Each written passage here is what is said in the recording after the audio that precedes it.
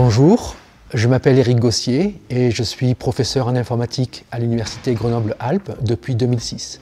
Depuis cette époque, j'ai créé et dirigé une équipe spécialisée en apprentissage automatique au sein du laboratoire informatique de Grenoble. J'ai dirigé ce laboratoire de 2016 à 2020 et depuis septembre 2019, je suis directeur de l'Institut en intelligence artificielle de Grenoble.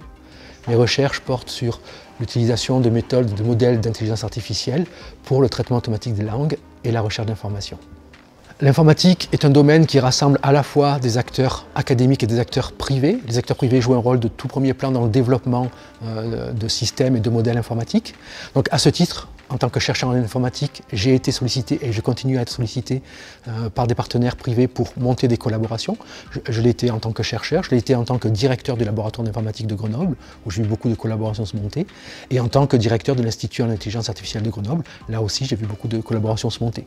Le cœur de l'intelligence artificielle est fondé sur l'informatique et les mathématiques appliquées, deux domaines qui sont très présents à l'Université Grenoble-Alpes. Et donc Floralis, filiale de valorisation de l'Université Grenoble-Alpes, a joué un rôle de tout premier plan dans l'accompagnement de ces projets-là. Donc Floralis nous a aidé à faciliter le montage de ces projets, nous a aidé à la gestion de ces projets et surtout nous a accompagnés dans la négociation de ces contrats. En tant que chercheurs, nous sommes souvent démunis pour négocier ces contrats et là, le rôle de Floralis a été prépondérant pour défendre nos intérêts auprès de ses partenaires privés.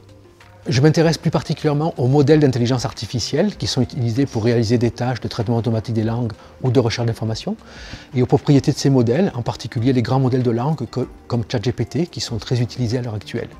Ces modèles, même s'ils sont très intéressants, sont encore très imparfaits. Imparfaits parce que leurs connaissances sont partielles, leurs connaissances sont aussi parfois erronées et qu'ils sont capables d'inventer des choses qui n'existent pas. On dit dans notre jargon qu'ils hallucinent, on parle d'hallucination de ces grands modèles. Ils ont de plus une consommation excessive en termes de données et en termes de consommation énergétique pour leur apprentissage. Leur apprentissage s'appuie sur de grandes quantités de données et se fait sur des ordinateurs extrêmement gourmands en termes de consommation énergétique. Et donc la piste de recherche que je poursuis à l'heure actuelle, c'est d'essayer de m'inspirer de ce qui se passe dans le cerveau humain, et en particulier des biais cognitifs que les humains ont, de façon à revenir sur les imperfections de ces modèles et à les rendre plus frugaux.